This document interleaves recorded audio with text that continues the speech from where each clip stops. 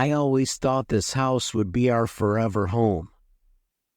When I first laid eyes on it, tucked away at the end of a quiet cul-de-sac, I could practically see my life unfolding there. There was a wide, wraparound porch with a swing where I imagined lazy afternoons. A sprawling lawn, shaded by an ancient oak tree, just the spot for my kids to play. It was perfect in every way, a home I wanted to share with Rachel, my wife, and Emily and Caleb, our 2 children. We moved in when Emily was born. At that moment, it felt like the beginning of everything, the start of a life filled with happiness and warmth. Rachel, always so radiant and full of energy, kept our home alive with her laughter and stories. Our kids grew up filling every room with new memories, their laughter, and the sounds of their small footsteps echoing through the house. It felt like an idyllic life, like we were a picture-perfect family. I told myself I had everything: a beautiful wife, 2 wonderful kids, a job I enjoyed, and a home I was proud of. But slowly, almost imperceptibly, something began to change. At first, it was so subtle that I barely noticed. Rachel seemed distracted, almost distant. I would come home from work and ask her about her day, but she'd give a vague answer, her eyes barely lifting from her phone. I tried to brush it off, convincing myself that everyone goes through phases, and maybe this was one for her. But then Emily, my lively, talkative girl, became quieter, retreating into her room after school without a word. I'd ask her about her day, her friends, anything, but her responses were brief, punctuated by little more than a shrug or a mumbled "fine." And then she'd vanish upstairs, the slam of her door marking the end of any hope for a real conversation. Caleb, my youngest, was always quieter, but even he had started to grow more withdrawn. He seemed almost invisible, slipping in and out of rooms without a sound. He'd sit at the breakfast table, staring blankly at his cereal, not even responding when I asked if he wanted to play outside. His responses were evasive, vague, and every time I tried to break through to him, he'd just nod and disappear, vanishing into his room without another word. It became more pronounced over time. The house grew quieter, the air heavier with unspoken words and feelings. Meals, once lively affairs where everyone shared their day, became silent, with Rachel, Emily, and Caleb staring at their plates, their minds elsewhere. I'd watch them, searching for some spark, some sign that we were still a family. But there was nothing, only silence and the sound of utensils scraping against dishes. I told myself I was imagining it, that they were simply going through something that would pass. But that sense of distance between us kept growing, like an invisible barrier that I couldn't see but could feel pressing against me, separating me from my own family. One night, I came home late. I'd been tied up with a work project that demanded my attention, and by the time I parked in the driveway, it was already dark. As I stepped through the door, a strange sense of unease washed over me. The house was silent, far too silent for a family of 4. I called out, "Rachel?" My voice echoed back to me, unanswered. A chill crept up my spine as I moved from room to room. The living room was empty, the kitchen dark. I took a deep breath and started up the stairs, the familiar creak of the wood under my feet seeming louder in the oppressive silence. Emily? Caleb? Still nothing. I pushed open Emily's door, expecting to find her there, maybe reading a book or texting on her phone. But her room was empty. Her bed was made, her belongings untouched, as if she hadn't been there in days. Caleb's room was the same, neat, organized, but devoid of any sign of him. I made my way to the master bedroom, heart pounding. I hoped to find Rachel there, maybe asleep. But the room was dark and empty, the bed untouched, as if no one had slept in it at all. I stood there, the silence wrapping around me, pressing against my chest, making it hard to breathe. Where was everyone? I tried to calm myself, to reason that maybe they'd gone out, that Rachel had taken the kids somewhere, even if it made no sense. But a gnawing feeling of dread wouldn't let go. Back downstairs, I began pacing the living room, my gaze drifting to the family photos on the walls. There were pictures of us at the beach last summer, Rachel holding Emily as a baby, me laughing beside them, my arm wrapped around Rachel. I moved closer, staring at one of the pictures, a photo of us taking our last vacation, all of us smiling and happy. But as I looked, something seemed wrong.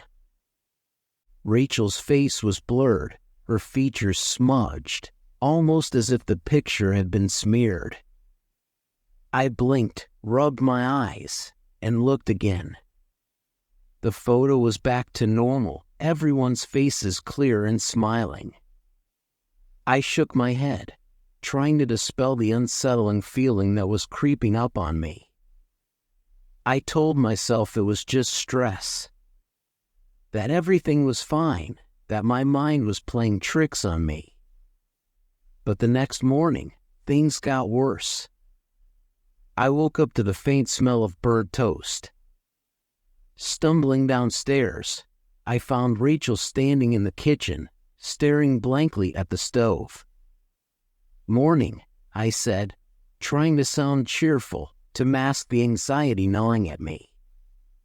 She didn't respond. She didn't even turn to look at me, her gaze fixed on the pan in front of her. "Are you okay?" I asked, my voice lower now. She still didn't answer. She just stood there, like a statue, unmoving.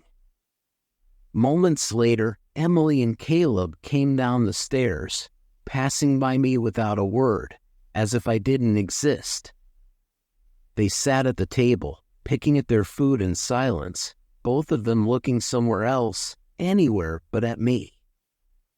I felt like a stranger in my own home, an intruder watching a scene that I didn't belong to.